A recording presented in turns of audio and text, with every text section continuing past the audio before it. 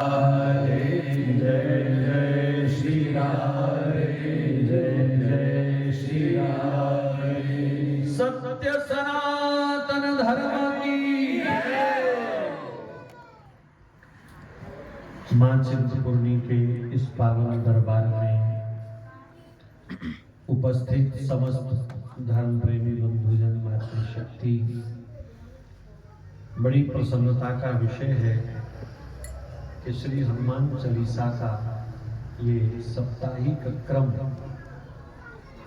आज इसलिए विशेष नहीं है कि हम भी आपके बीच हैं, इसलिए विशेष है कि 84 पार कर गया।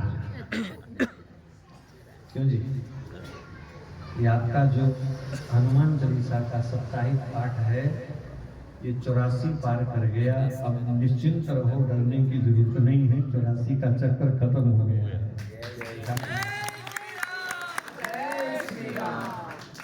और हनुमान जी महाराज की ऐसी अद्भुत कृपा पूरे भारत में ही नहीं, पूरे विश्व में हनुमत आराधना हुई और उस सबका फल ये हुआ क्या जाने राम जी अपने दिव्य मंदिर में विराजमान। क्योंकि राम जी की ध्वजा को हनुमान जी के बिना कौन उठा सकता है? दो की ही ड्यूटी है, या तो लक्ष्मण और या फिर हनुमान जी महाराज। वंदौ लक्ष्मण पद जल जाता, दंड समान भयो जस जाका।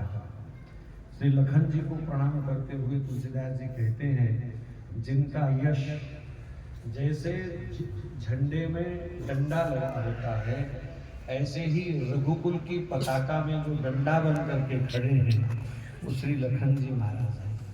हम तो ऐसे ही इतने साल बोलते रहे, झंडा ऊंचा रहे हमारा, झंडा ऊंचा रहे हमारा। भाई, जिसका डंडा ऊंचा होता है, झंडा उसी का ऊंचा होता है। बिना डंडे के झंडा कभी किसी का ऊपर गया नहीं है। तो श्री लखन जी का झंडा था, इसलिए श्री राघव जी का झंडा वो पताका विश्व में फहराई। और आप में से भी कुछ लोग अयोध्या जा रहे हैं अभी के नहीं रह गए। चलो हमारे साथ चलना। 13 दिसंबर को वहाँ पर कथा रख दी है और राम जी महाराज ने, तो पहले जा सको तो बहुत अच्छी बात है, लेकिन ठाकुर जी ने जानबूझ करके हमको दिसंबर में बुलाया ताकि जो 2.5-3 वाला रश है लाख का रोज का, वो तब तक थोड़ा सा कम हो जाएगा और फिर प्रेम से दर्शन करेंगे। ठाकुर जी ने 16 जनवरी को ही अयोध्या बुला लिया था और बड़ा मन में भय था, डर था, पता नहीं पहुंचेंगे नहीं पहुंचेंगे। खबरें इस प्रकार से बनाई गई थी जनता को रोकने के लिए कि सब गाड़ियां बंद या डाइवर्ट कर दी गई। मैंने तो 3 महीने पहले बुकिंग करवाई थी, पर ऐन वक्त पर पता चला कि वो गाड़ी चलेगी। जैसे ही हम अमृतसर से वो चलती थी गाड़ी, मुझे रास्ते में मुरादाबाद से बैठना था उसमें, तो मैं अमृतसर अयोध्या लिखूं तो दिस ट्रेन इज कैंसल्ड। तो किसी समझदार आदमी ने बताया कि भैया कैंसिल नहीं हुई, इसका रूट बदल गया है, आप इसको अमृतसर बाराबंकी लिखो तो ये बोलेगी। तो हमने उसको अमृतसर बाराबंकी लिखा, तो वो ट्रेन शो हुई और रात को कार्यक्रम था मुरादाबाद में। लगता है लेट हो जाएंगे। भागा दौड़ी करी, सब कह रहे थे गाड़ी 2 घंटे लेट, लेकिन आधा घंटा एडवांस आ गई वहाँ पर। मतलब राम जी को भी चिंता थी कि जल्दी जो रूट डाइवर्ट किया है उसकी चिंता न रहे। तो बस सूचना सिर्फ ये दे रहा हूँ कि वहाँ जो लगभग 8 दिन हमने सुख से बिताए, वो सुख आपसे बांटना चाह रहा हूँ।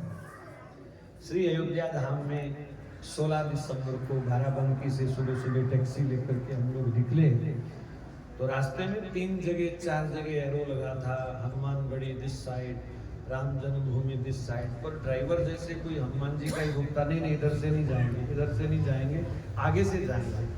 8-9 किलोमीटर वो आगे हमको ले गया। मैंने कहा भैया तो जा कहाँ रहा है? हम तो गोंडा पहुंच जाएंगे यहाँ से, आप जैसे। कहता आप चिंता मत करो, आपको जाना ना जहाँ मैं वहाँ लेके जाऊंगा। और ठाकुर जी की ऐसी कृपा कि जिस मोड़ से उसने गाड़ी घुमाई, किसी पुलिस वाले ने रोकना तो दूर, हाथ भी नहीं दिया। और जो लोकेशन हमारे पास आई थी रुकने के लिए पहले प्रबंध किया था, सीधी गाड़ी जाकर के दरवाजे पर खड़ी हुई और अवध धाम की रज को प्रणाम करके सामान उतार करके अपने कमरे में हम लोग गए। इतनी भीड़ में भी कमरों का इंतजाम कैसे हुआ ये भी बताऊंगा तो कथा लंबी हो जाएगी आज की, कि जैसे सब कुछ ठाकुर जी को चिंता है, कौन आ रहा है, किसको कहाँ बिठाना है। मतलब एक ही सूचना मिलती थी, no room no room no room. और जब रूम लेने लगे, एक की जरूरत थी, एक मिल गया, दो की जरूरत पड़ी, दो मिल गए, चार की जरूरत पड़ी, चार मिल गए। तो करते करते राम जन्मभूमि के पास पहुंच गए। वहां धर्मशाला थी तो मैंने कहा पास में जाना ठीक है। उनसे पता किया तो कहते हाँ एक रूम है, आ जाओ। तो मैंने कहा 2 लोग और हैं मेरे साथ, बोले उनको भी ले आओ। दूसरे दिन और 2 लोग आ गए, मैंने कहा 2 और लोग आ गए, बोले उनको भी ले आओ। 4 कमरे हमको मिल गए और 20 तारीख को 4 लोग और आ गए, कहने लगे हमको भी 2 कमरे चाहिए। तो मैंने कहा अब तो पूछने में भी शर्म आ रही है, उससे पूछने के ना पूछे, लेकिन डरते डरते पूछ लिया। कहता कितने आदमी हैं? मैंने कहा 4। कितने कमरे चाहिए? मैंने कहा 2। बोले ले आओ। अब कहाँ से राम जी ने कमरे खड़े किए साथ साथ? कहने का मतलब कि भगवान ने अपने धाम में बहुत सुख दिया सबको, कोई भी निराश नहीं हुआ। वहां इतनी भीड़, इतना सब होने के बावजूद कोई किसी प्रकार की किसी को तंगी वहाँ महसूस नहीं हुई। बड़ा मजा आया। वहाँ परम पूज्य स्वामी रामभद्राचार्य जी का यज्ञ चल रहा था, तो उन्होंने हमको उसमें यजमान बनाया हुआ था।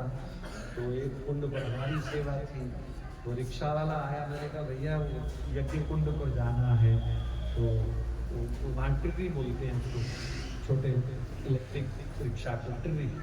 तो टिर्री वाला आया तो मैंने कहा भैया वहाँ जाना है, तो कितने पैसे? कहता जी 10 रुपए। मैंने कहा यार ये पागल है कि हम पागल हैं, 10 रुपए मांग रहा है। बोले यहाँ का रेट ही है। तो मैंने कहा ठीक है भैया 10 रुपए।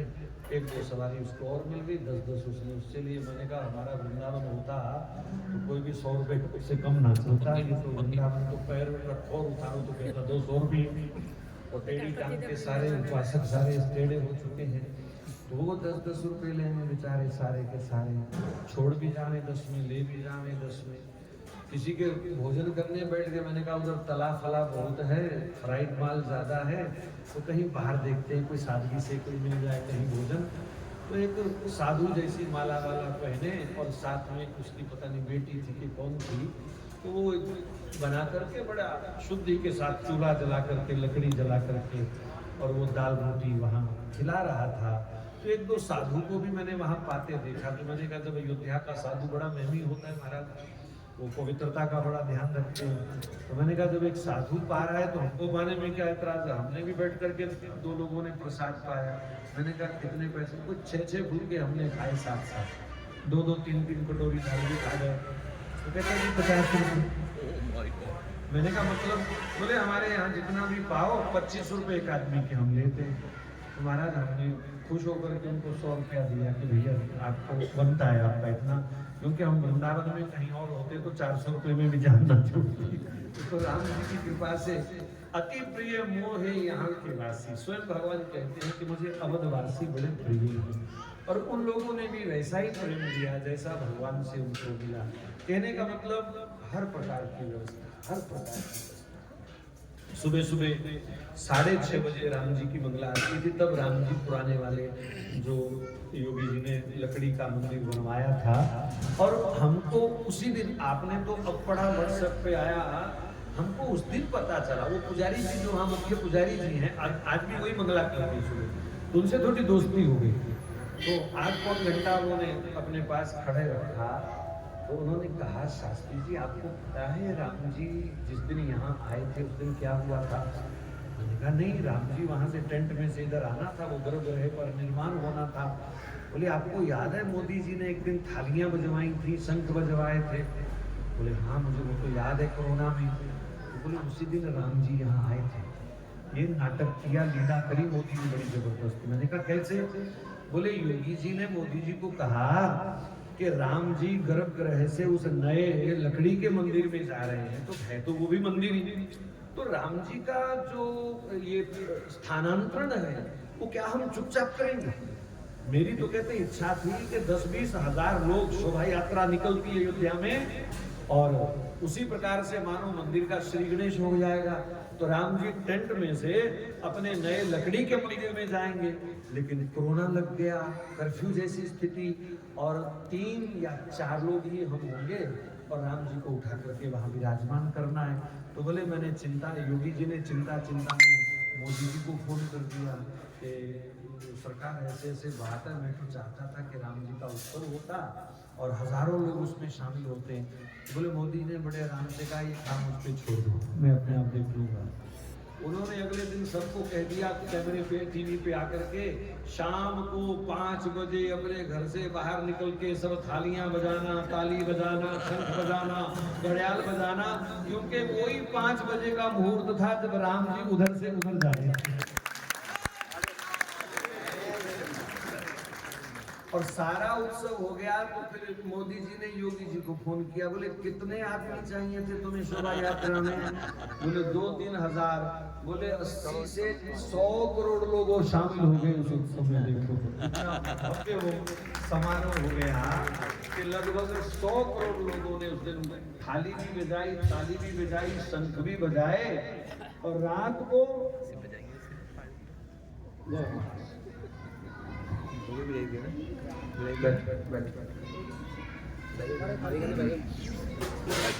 बाद में कर लेते यार, चलते कार्यक्रम में जब सारा, हाँ 2 मिनट बाद में कर लेते। हाँ सबको पता है मैं आया हुआ हूँ। और दिन में ताली थाली बज गई, रात को दिवाली हो गई। बोले तुम लाखों करोड़ों रुपया खर्च करके भी इतना बड़ा उत्सव राम जी का नहीं कर सकते थे जैसा राम जी ने मुफ्त में करवा लिया आराम से। एक तो इतना बड़ा उस समय का खतरा, और लोगों ने जिस प्रकार उत्साह दिखाया, कितना भय उनका दूर हुआ।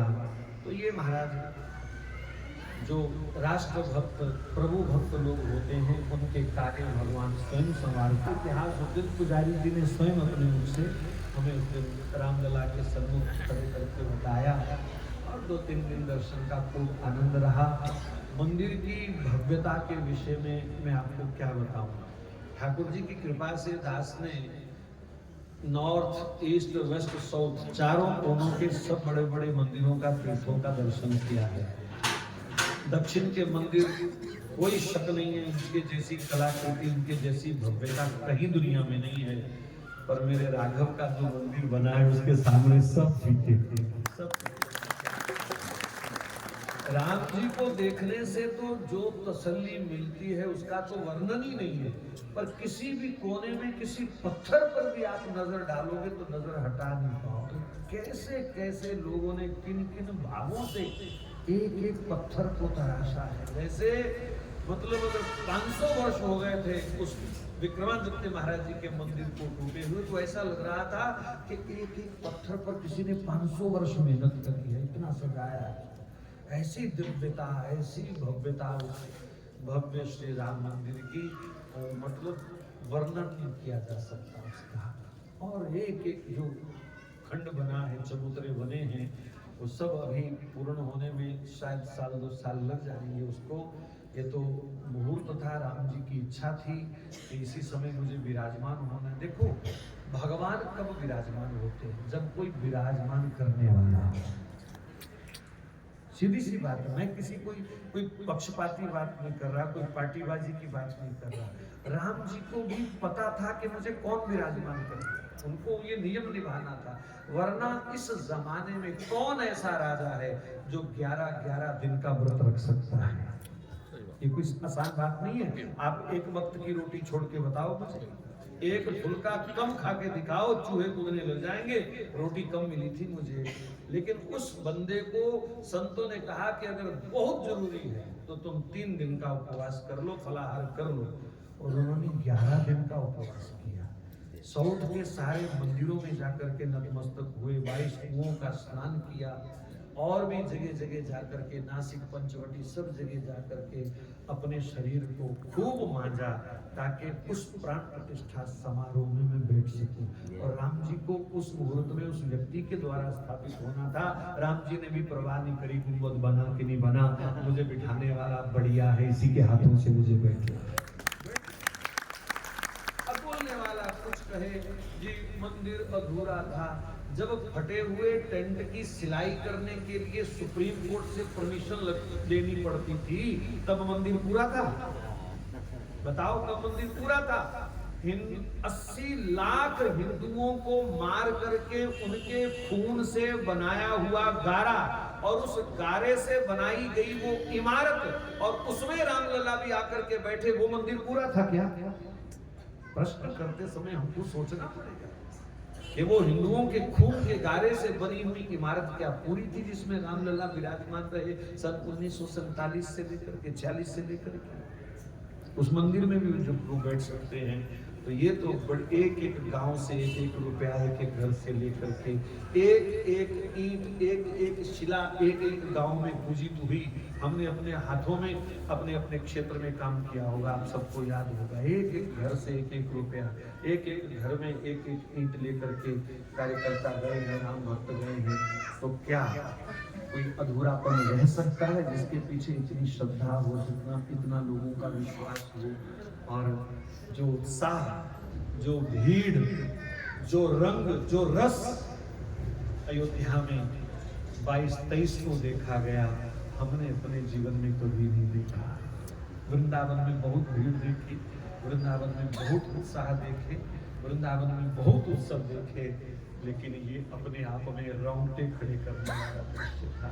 क्योंकि मैं जहाँ रुका था वो बिल्कुल सामने था, जो मुख्य द्वार है ना राम जन्मभूमि का, सड़क पार करते ही वो सामने था। तो छत पर से सारा नजारा नजर आता था। महाराज दर्शन करने की खुशी को कैसे व्यक्त करते हैं? कोई नाच के व्यक्त करता है, कोई रुपए लुटा के व्यक्त करता है, कोई चाल मस्तानी कर लेता है उस समय, लेकिन वहां जो खुशी थी लोगों की चीखों से प्रकट हो रही थी, आंसुओं से प्रकट हो रही थी। हर व्यक्ति प्रणाम करते ही उसकी खुशी के मारे चीख निकल जाती थी कि मैं उस राम मंदिर का दर्शन करने जा रहा हूँ जिस मंदिर के लिए मेरी 15 पीढ़ियां दर्शन की थी, जिस दर्शन के लिए मेरी 15-16 पीढ़ियां खप गई, लेकिन उनको ये सुख नहीं मिला, सौभाग्य नहीं मिला। मेरी आंखों को ये सौभाग्य, उस सुख का कोई वर्णन नहीं कर सकता। हमने 22 को भी जाने का कार्यक्रम बन सकता था, पर हमने जानबूझ के 23 को दर्शन करने का निर्णय लिया। मैंने कहा बहुत संत होंगे और संतों के बीच भीतर जाके दर्शन तो नहीं होगा, दर्शन तो स्क्रीन पर ही होगा, तो क्यों ना बाहर बैठ करके ही दर्शन कर लिया जाए, अगले दिन आराम से जाएंगे। तो बहुत बड़े पंडाल में जहाँ यज्ञ हो रहा था वहाँ 5-6 स्क्रीन लगी थी और हजारों लोगों ने वहाँ दर्शन किए। और जो मंदिर में हाल था संतों का, कैसे उनके आंसू फूट रहे थे, कैसे खुशी से सब महापुरुष झूम रहे थे। पूरी अयोध्या का एक एक कोना उसी उत्साह में उस समय झूमा हुआ था। ऐसा दिव्य रस, मतलब शब्द नहीं है मैं कैसे वर्णन करूं। 23 तारीख को सुबह मैं 6 बजे पंक्ति में जाकर के खड़ा हो गया। सरकार को अंदाजा नहीं था कि इतनी भीड़ 23 को सुबह हो जाएगी। रातों रात लगभग 5 से 7 लाख आदमी कहां से आ गया पता, क्योंकि कमरा पास होने से एक आवाजें आती सारी रात, जय श्री राम जय श्री राम, झुंड के झुंड के झुंड। ढाई उधर लता मंगेशकर चौक तक इधर लाइन लग गई और बाहर लखनऊ रोड तक इधर लाइन लग गई लोगों की। और सरकार को अंदाजा नहीं था, इसलिए उन्होंने अभी व्यवस्था भी पूरी नहीं थी, पंक्ति कैसे लगवानी है, दर्शन के लिए आगे कैसे भेजना, वो सब हुआ नहीं था। एकदम कनक बोरी में पैक हो गई, दाने पे दाना फंस गया जाकर के वहां पर। खैर ठाकुर जी की कृपा से 2-2.5 घंटे थोड़ा खड़े रहना पड़ा, लोग दुखी भी हो रहे थे। मैंने कहा यार हमारी इतनी पीढ़ियों ने 500 वर्ष का इंतजार किया, हमको तो सिर्फ 2 घंटे का इंतजार करना है, 1.5 घंटे का इंतजार करना। तो दर्शन का समय भी आया, धक्के पे धक्का भी था, लेकिन रामलला की छवि का दर्शन करने के बाद जो तृप्ति, जो अनुभूति, जो महिमा, जो रस, वैसे तो समय एक पल का था, बस क्लिक क्लिक बाहर, क्लिक क्लिक बाहर। क्लिक का मतलब फोटो खींचना नहीं, आंखों से एक ऐसे पुलिस वाले पकड़ करके, जैसे वो सीमेंट नहीं उतारते ट्रक से, ऐसे उतारता। लेकिन प्रभु की पता नहीं दास पर क्या कृपा थी, एक कोने में ऐसे सामने दर्शन है, तो इधर से लाइन जा रही थी, यहाँ पर ये भी जगह खाली, ये भी जगह कोने में खाली, तो मैं एक कोने में खड़ा हो गया और प्रभु की ऐसी कृपा हुई, मुझे किसी ने नहीं रोका, अकेला ही खड़ा था। लगभग 20 मिनट में वहाँ पर खड़ा रहा, राम जी को निहारने का, उनका दर्शन करने का बहुत सुख मिला। 20-25 मिनट के बाद एक सड़ियल सा कोई आया, चलो चलो चलो, मैंने कहा मेरा काम हो गया, चलते हैं। 20 मिनट कहाँ, लोगों को 2-2 सेकंड मिल रहे थे, तो यहाँ 20 मिनट, बस जितनी दूर यहाँ सामने माता रानी है, लगभग से थोड़ा सा कम इतनी दूरी है, लगभग 40 फुट तो होगा कम से कम, 40 फुट का जय श्री श्याम से दर्शन का है। तो ऐसा स्वरूप, बस आवाज सुनाई नहीं देती, पर ऐसा लगता है कि राम जी बोलते हैं, कुछ कह रहे हैं। वो किसको देख रहे हैं ये पता नहीं चलता, लेकिन आंखें ऐसे लग रहा है कि किसी को देख रही है, देख रही है, देख रही है। इतना प्यारा स्वरूप। वैसे अयोध्या जी की एक विशेषता थी, और मैं कई मंचों से भी बोल चुका कि हमारे कनक बिहारी सरकार अयोध्या में विश्व के सबसे खूबसूरत ठाकुर है, रिकॉर्ड है। इसका ये अर्थ नहीं है कि बिहारी जी की छवि कम है या किसी की, ये तुलना नहीं, इसको तुलना से नहीं, ये भाव है। और ये सब लोग एक गर्व करते हैं कि हमारे कनक बिहारी सरकार जो हैं वो विश्व की सबसे खूबसूरत छवि है। पर महाराज रामलला ने अपने ही स्वरूप को जैसे उनका रिकॉर्ड तोड़ दिया। कनक बिहारी का रिकॉर्ड रामलला जी ने तोड़ दिया। कनक बिहारी जी की अपनी छवि है, लेकिन रामलला का जो बाल स्वरूप है, वंदऊ बाल रूप सोई राम, सब सिद्धि सुलभ जपत जे सुनाम। जिनका सुमिरन करने मात्र से हर प्रकार से जीव सिद्धि प्राप्त करता है, ऐसे बाल भगवान हमारे अयोध्या जी में विराजमान हुए हैं। और ये हम सब का सौभाग्य है कि उनका दर्शन इन नैनों ने किया, इन नेत्रों, उनके उस भवन को इन हाथों ने छुआ। 90 में खूब लाठियां पड़ी थी, पुल के पार नहीं जाने दिया, खूब लाठियां पड़ी। अब वहां खड़े खड़े वो सब दृश्य याद आया। एक होशियारपुर का पुलिस वाला, कौन सी होती है, पीसीआई होती है, कौन सी होती है पुलिस की कोई बटालियन, तो उसमें होशियारपुर का था। तो वो धीरे से, हम लोग पुल पे खड़े थे उस समय 90 में, तो खूब धक्का चल रहा था, और संयोग से मैं सबसे आगे था अपने ग्रुप में। सियालदह ट्रेन पूरी भरी थी हमने पठानकोट से, और खूब जम्मू से लेकर के हजारों लोग थे रास्ते में, बाराबंकी कहाँ 30-30 किलोमीटर 40-40 किलोमीटर पैदल चल के रात के अंधेरे में गन्ने के खेतों में छुप छुप करके हम लोग अयोध्या पहुंचे। महाराज गन्ने रात को खा खा के पेट भरा, रोटी की व्यवस्था सब जगह नहीं थी, छुप छुप के जाना था, तो सबसे आगे थे। तो वो होशियारपुर वाला जब हमको पंजाबी में बात करते, उसने सुना, कहना पाजी कितों आए हो? मैंने कहा पठानकोट तो।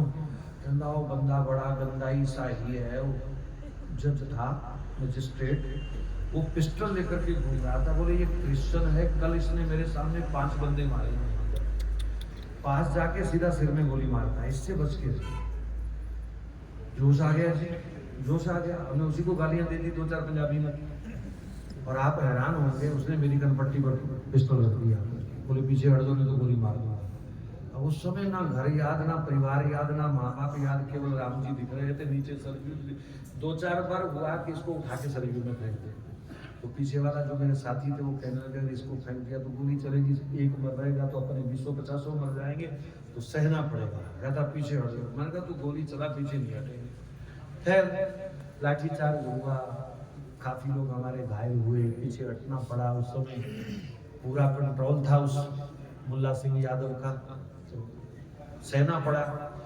रात को एक खेत में 60-70 लोग हम रह गए थे, बाकी ग्रुप टूट गया, कोई इधर कोई उधर, तो 60-70 का ग्रुप खेतों में हल चला हुआ, तो उसी में हम लेट गए, थके हारे सारे दिन, और सबके पैर सूजे हुए, गोड़े और कमर, कहाँ लाठियाँ 50 मेरे पास तो आज भी सबूत है, ये देखो यहाँ पर लाठी खाने का बड़ा मजा आया। ये स्थान थोड़ा मेरा बचपन से ही थोड़ा मोटा है, बैठने से, तो 2-3 का तो यहाँ पता नहीं चलता, 4th-5वीं का पता चलता। तो ये वो भी आनंद रहा। रात को 2:30-3 बजे फुस फुस हुई तो मेरी आंख खुली, एक दो की और भूल गई। आप हैरान होंगे, 60-70 लोगों को लगभग 200-250 पुलिस वालों ने ऐसे बंदूक तान के घेर रखा था। इतनी बर्बरता, ऐसे सब बोले हिलोगे तो मार देंगे, हिलना नहीं अपनी जगह से, चुपचाप उठो और बस में बैठ जाओ। क्या करते, थोड़ा सा भी नखरा करते तो गोली चला देते। उनको खुला आर्डर था, जो अड़े सो जड़े। तो चुपचाप बस में बैठे, लखनऊ पहुंचे। लेकिन संकल्प किया मन में कि रामलला तेरे सामने आकर के हम सर नहीं झुका पाए, और मैंने अपने मन में संकल्प किया जब तक रामलला के चरणों में सिर नहीं झुकाऊंगा तब तक कहीं मत्था नहीं टेकूंगा। और 3 साल ये नियम मुझे निभाना पड़ा। फिर 93 में जब ढांचा, 92 में हम नहीं जा पाए किसी मजबूरी से, भी ढांचा टूटा ढांचा, 93 में हम गए और रामलला को दर्शन करके उनके चरणों में प्रणाम करके फिर हमने वो अपनी प्रतिज्ञा तोड़ी। हम अपने गुरु स्थान पर भी जाते थे तो खड़े खड़े ही प्रणाम करते थे, दंडवत नहीं करते थे। 3 साल किसी को पता नहीं चलने दिया हमने कि हमारा ये नियम चल रहा है। यानी वो सब यादें उस समय ताजा हुई राम जी के सामने, और प्रेम श्रू से खूब। अब आप भी जल्दी जल्दी राम जी का दर्शन करो, जो रह जाएंगे वो हमारे साथ दिसंबर में चलना, ठीक है। कथा का एक दिन में तो संतुष्टि होगी नहीं, क्योंकि एक दिन में 1 मिनट मिलेगा दर्शन का। तो 7 दिन में 2-3 बार जाएंगे तो कम से कम आधा घंटे का सुख तो पूरा हो ही जाएगा, घंटे का। बाकी हो सकता है उस समय राम जी की कृपा से। और तरीका मैंने आपको बता दिया कि इधर उधर कोने खाली होते हैं, वहां घुस जाना। पुलिस वाला आए तो उसके पैर पकड़ देना, भैया 2 मिनट। ये बढ़िया तरीका है दर्शन करने का। तो जरूर दर्शन करें, और उस दर्शन के बाद आपकी तृप्ति होगी, आपकी मानो जन्म जन्म की प्यास मिट जाए। ऐसी उस राम मंदिर में दिव्यता है कि कोई भी जाएगा तो धन्य होके आएगा। मैंने ये सब चर्चा इसलिए सुनाई कि जो सुख इतने दिनों से अंदर छुपाया हुआ था तो आप सबसे बांट करके, मानो आपको भी तो लगा होगा कि हम ये अयोध्या में खड़े हैं, दर्शन कर रहे हैं रामलला का। वो अनुभूतियां अद्भुत हैं, अद्भुत हैं, अद्भुत हैं। लेकिन ये संभव कैसे हुआ? केवल हिंदू समाज की थोड़ी सी एकजुटता, अभी पूरी नहीं आई, थोड़ी सी एकजुटता ने इतना बड़ा चमत्कार किया। और इन